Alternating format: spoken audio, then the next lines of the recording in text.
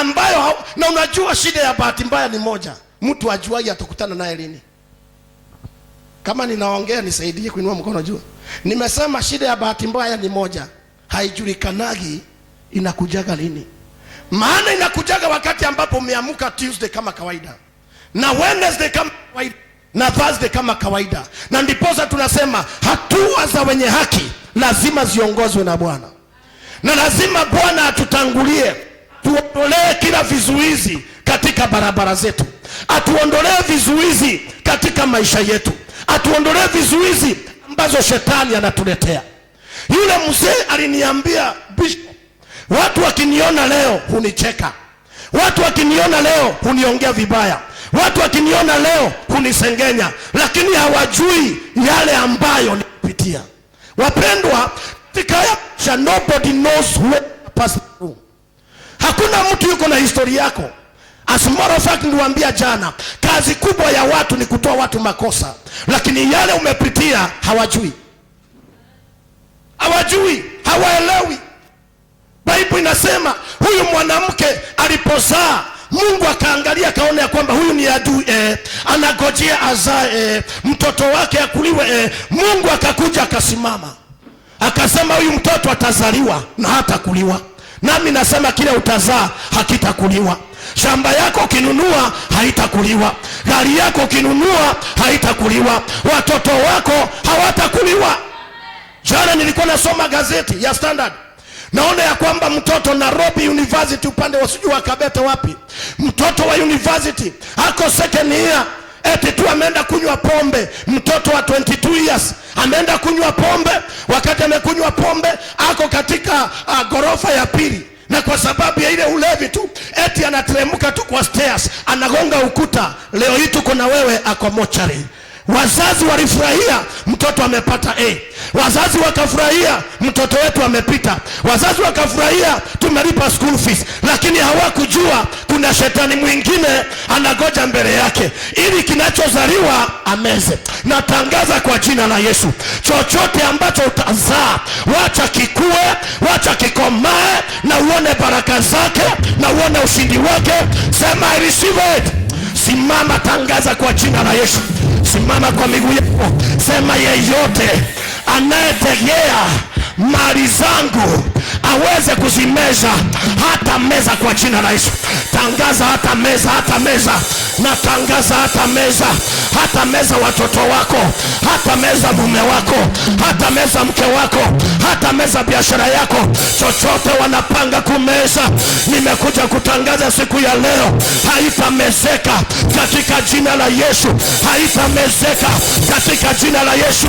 Utazaa, utalea, utafurahia na utakula matunda yake in the name of Jesus. Mpe Yesu makofi mazuri. Keti tu, keti tu, keti tu. Nikakutana na mama mmoja Kisii. Mama akaniambia kwamba wakati mtoto wake alipita mitihani, kitu ambacho kilifanyika, akasema jameni, muujiza umepatikana. Mtoto wake akapata nafasi ya kwenda Amerika, kwenda kuendeleza masomo yake Amerika. Alipoenda Amerika, kijana ambaye alikwenda kusomea engineering, alisoma mwaka wa kwanza, mwaka wa pili, mambo ya masomo akaachana naye. Amekaa Amerika miaka 12, na out of the 12 years hakumaliza shule. Wacha kumaliza shule, alikuja hapa amechanganyikiwa, ni mlevi mwenye ajielewi. Mimi ndio nilikuwa naweka mikono hivi, baadaye akaokoka. Baadaye nikaona ni kama zile bangi na zile dawa za kulevya zimepungua kwa kichwa. Wapendwa, leo huyo kijana ametoka Kisii, leo yuko Nairobi, ameanza biashara ya kuuza magari. Mtu aliyeenda Amerika tukitarajia miujiza, shetani akaharibu. Lakini leo kwa sababu ya chansi ya mara ya pili, shetani ameaibika. Natangaza kwa jina la Yesu, kile ulidhani umepoteza utakipata tena. Nasema kile ulidhani umepoteza utakipata tena. Ulidhani umepoteza mume wako, utampata tena. Ulidhani umepoteza watoto wako, utawapata tena. Chochote ambacho ulidhani kimepotea, natangaza utakipata tena. Hata wewe nisikiliza, natangaza kwa jina la Yesu, anything that you have lost, may you get it back in the mighty name of Jesus. Anything that the devil has taken, may you have have it back in the mighty name of Jesus. The devil is a liar. The devil is a loser. You will get it back in the mighty name of Jesus. Say, I receive it. Devil is a liar. Kazi ya shetani. Shetani amesumbua watu katika maisha haya. Kazi yake ni kuacha watu wang'ang'ane. Baada ya kung'ang'ana, nilikutana na mtu akaniambia, Bishop, hata mimi nimekasirika. Nikamwambia acha tukasirike pamoja. Hasira hii ni ya nini? Akaniambia hasira ni moja. Kwa nini na nilisema jana, kwa nini wakati ambapo watu wamepata mali, wamefika wakati wa kufurahia mali yao, ndio magonjwa huwa inakuja? Nikamwambia hata utaniambia. Nikamwambia, nilihubiri nikasema, kazi ya shetani ni kugojea uzae. Wakati uko mjamzito ana shida.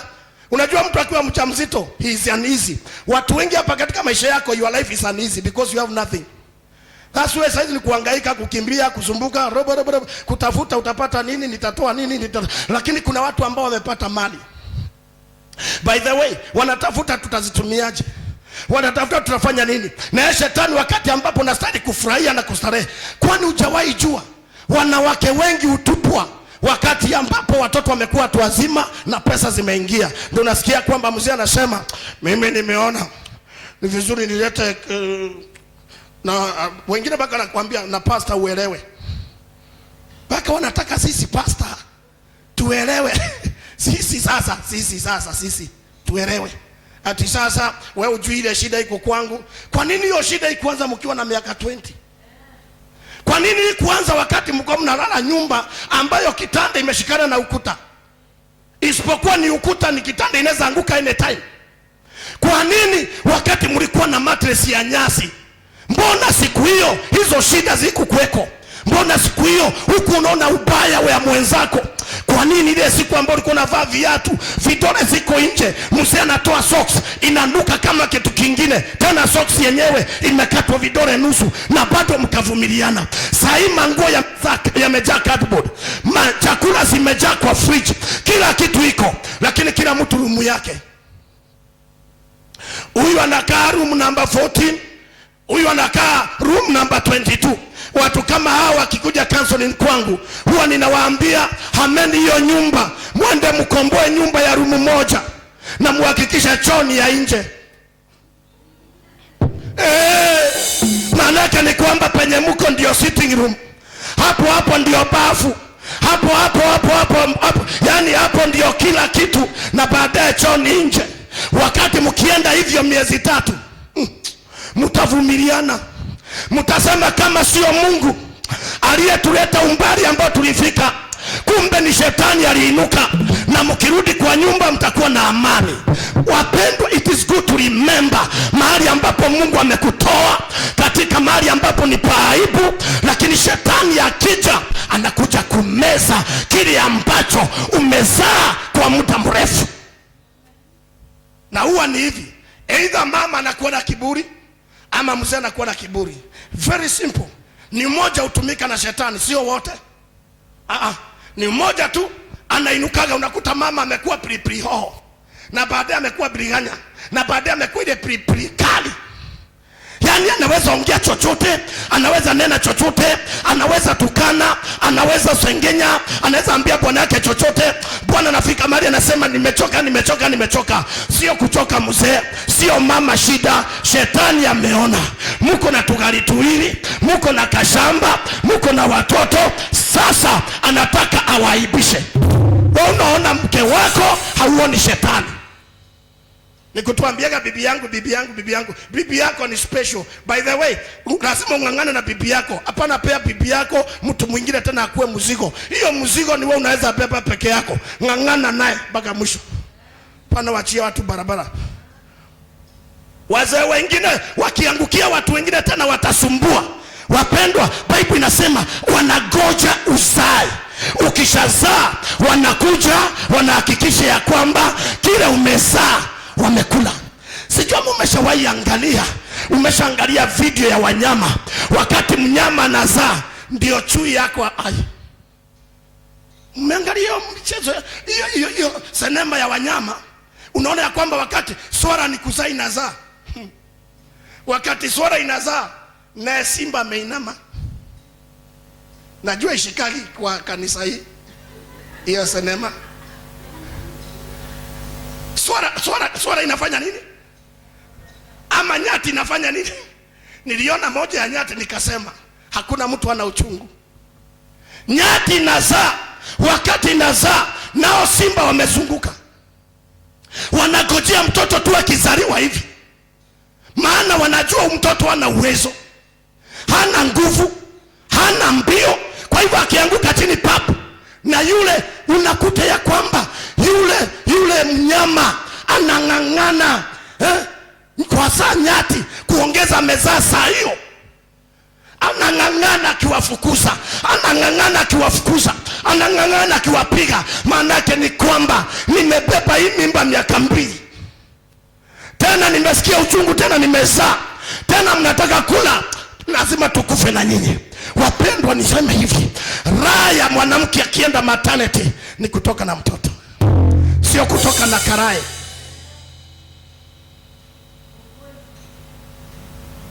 Nimesema nini?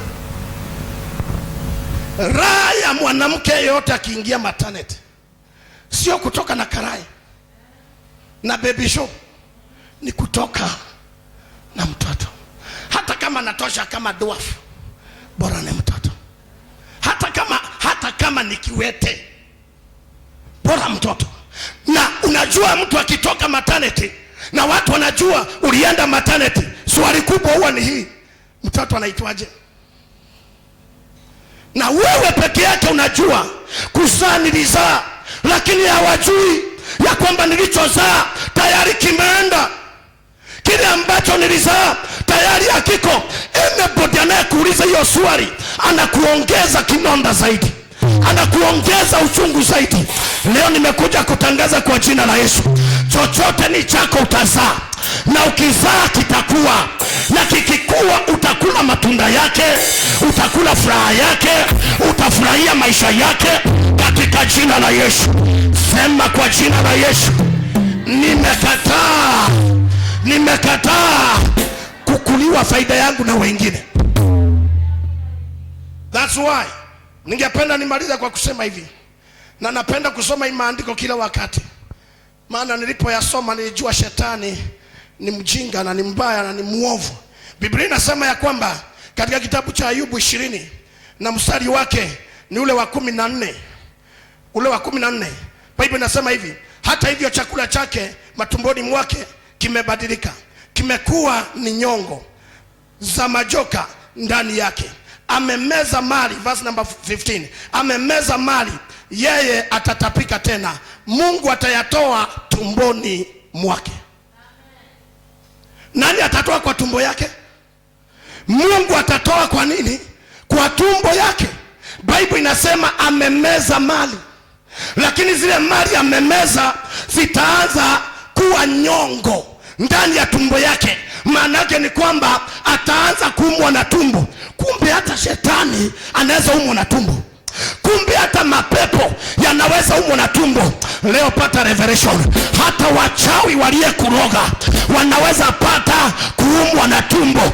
Hata wafuga majini waliyekutupia majini wanaweza anza kuumwa na tumbo. Na leo ninatangaza, yeyote amemeza chochote chako, wacha tumbo zianze kumuuma, wacha tumbo zianze kumsumbua.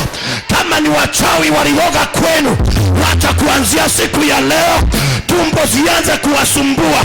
Kama ni wachawi walitupa uchawi kwa familia yako, wacha tumbo zianze kuwasumbua. Na natangaza siku ya leo, in the mighty name of Jesus, chochote chako walimeza, Mungu atawafanya watapike tena. Waliotapika, waliomeza mali yako, wacha waitapike. Waliomeza gari yako, wacha waitapike. Waliomeza watoto wako, wacha watapike. Chochote chako kimemezwa, na tangaza kwa jina la Yesu, lazima kitapikwe tena. Mzee, kitatapikwa tena. Mama, kitatapikwa tena. Mungu wetu anaweza. Mpe Yesu makofi mazuri. Sema atatapika tena. Sema atatapika tena. Biblia inasema ya kwamba Mungu atasababisha aumwe na tumbo. Afanya nini? Ambia mwenzako shetani umwe na tumbo. Na kitu kinafanya shetani aumwe na tumbo ni wakati umeingia fasting. Ukienda fasting ya siku 7, fasting ya 21 days, fasting ya 40 days, fasting ya 3 days, shetani huanza kusokotwa na tumbo. Shetani huanza kuumwa na tumbo. Ukiingia maombi ya 3 hours, sio ya dakika 3, sio God bless this food. Nasema maombi ya kisirani, nasema maombi ya kumaanisha, nasema maombi ya mlimani. Unakuja hapa kanisani tangia asubuhi, unatembea ukisema rabashanda rekoto yatamada rakata yatamada rapatakatata. Watu wanakuja wanakuuliza ni unafanya, unaambia achana na mimi, naongea na Bwana, naongea na Yesu. Bible inasema the more you pray, maadui zako wanasokotwa na tumbo. Wakisokotwa na tumbo, gari yako wanatapika. Wakisokotwa na tumbo, nyumba yako wanaitapika. Wakisokotwa na tumbo, watoto wako wanatapikwa. Natangaza kwa jina la Yesu, lazima wasokotwe na tumbo. Atasokotwaje na tumbo?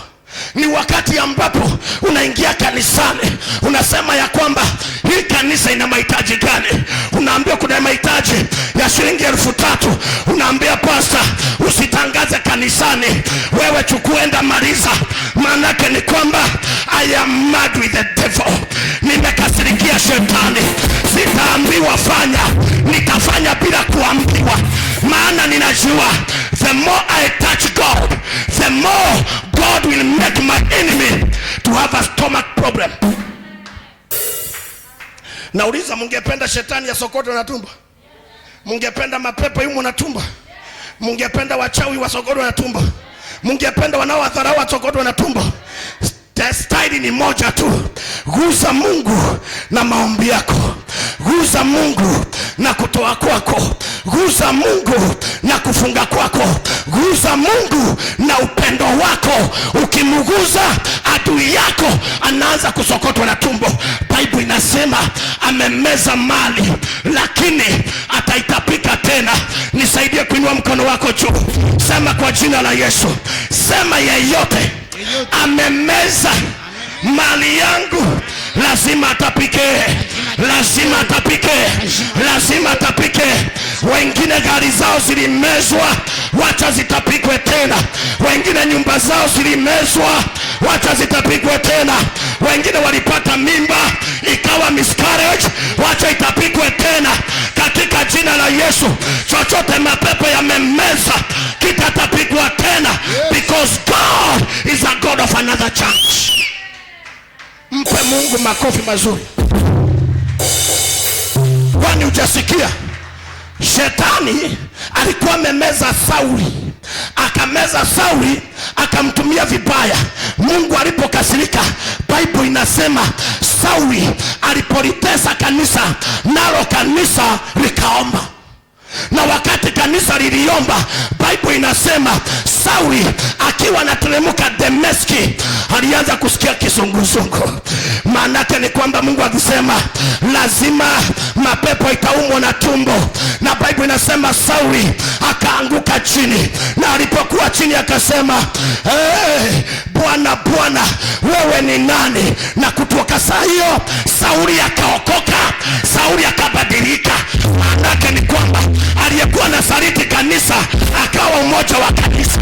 Natangaza kwa jina la Yesu, wasaliti wako watakuja upande wako, wanaokukataa watakuja upande wako, wanaokupinga watakuja upande wako.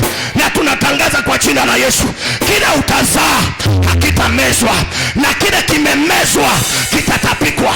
Tuseme pamoja, kile nitazaa hakitamezwa, na kile kimemezwa kitatapikwa. Sema haleluya. Simama juu, sema haleluya, haleluya. Brother, kitu yako unaweza ongeza sauti.